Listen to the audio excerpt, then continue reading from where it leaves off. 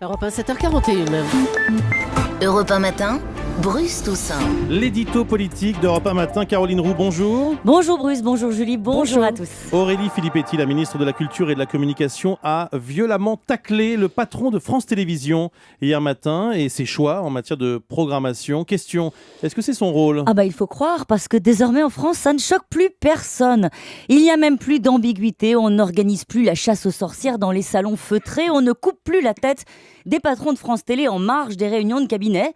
L'alternance médiatique qui succède à l'alternance politique est on the record. La ministre va sur une radio du matin pour désavouer publiquement le patron de France Télévisions mis en place par la précédente majorité pour critiquer sa stratégie et la grille de ses programmes. Peu importe qu'elle ait ou non raison sur le fond, le problème, c'est la méthode. Tout comme Nicolas Sarkozy était nostalgique des dossiers de l'écran, elle regrette l'arrêt de C'est pas sorcier et réclame de la place pour les documentaires. Et pour l'ouverture du 20h, la ministre a aussi son idée.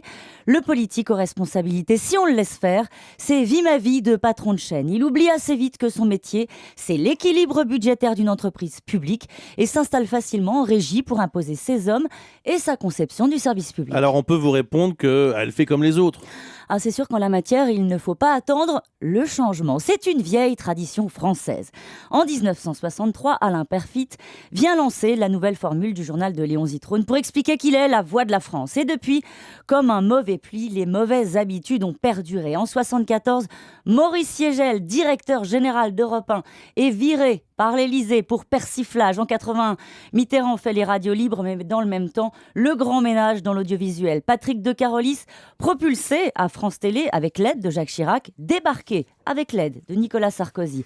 En la matière, on peut vraiment parler de continuité de l'État. Ça veut dire que François Hollande va placer ses hommes ? On verra, ne faisons pas de procès d'intention. François Hollande n'a jamais montré la moindre velléité en la matière. Il respecte la presse, il a même signé quelques articles sous pseudo.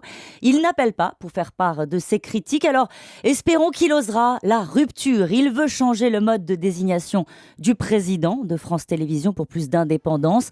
Mais au vu du passif de ses prédécesseurs et des déclarations de sa ministre, on est plutôt sur la ligne rendez-vous en terres inconnues. Merci beaucoup Caroline Roux.